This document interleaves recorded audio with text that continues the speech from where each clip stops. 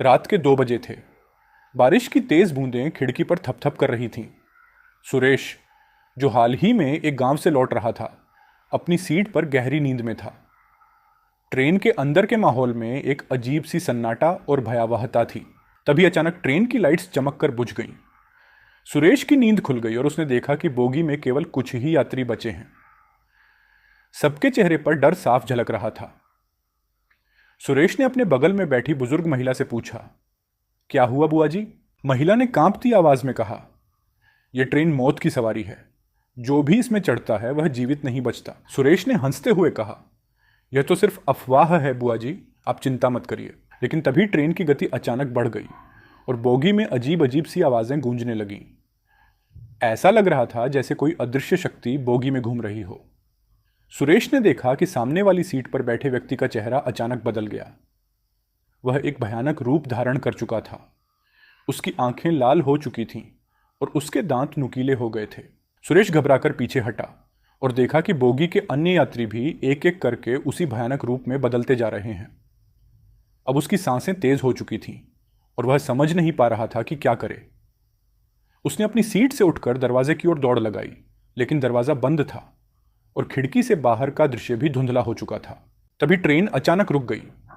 सुरेश ने अपनी पूरी ताकत से दरवाजा खोलने की कोशिश की और जैसे तैसे बाहर निकलने में सफल हुआ। बाहर घुप अंधेरा था और चारों तरफ धुंध छाई हुई थी। उसने पीछे मुड़कर देखा तो ट्रेन एक घने जंगल के बीचों बीच खड़ी थी। उसकी बोगी की खिड़कियों से भयानक चेहरे उसे घूर रहे थे।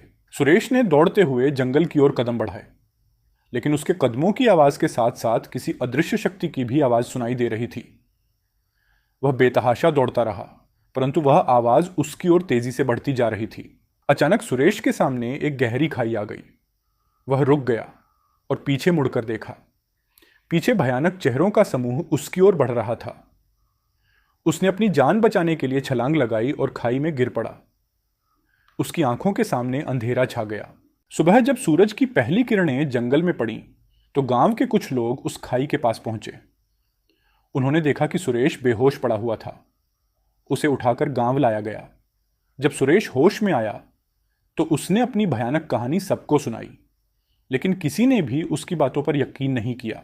सुरेश ने फिर कभी उस ट्रेन में सफर नहीं किया, लेकिन उसके दिमाग में उस रात की भयानक यादें हमेशा ताजा रहीं और वह अक्सर सोचता था कि क्या वह सब सच था या फिर वह सिर्फ एक डरावना सपना था। अगर आपको हमारी यह भयानक कहानी पसंद आई हो तो हमारे चैनल मिडनाइट टेरर्स को सब्सक्राइब करना ना भूलें।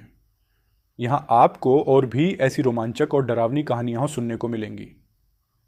और अगर आप खगोल विज्ञान में रुचि रखते हैं तो हमारे चैनल एस्ट्रोइको को भी ज़रूर देखें, जहां हम आपको ब्रह्मांड के रहस्यों से रूबरू करवाते हैं।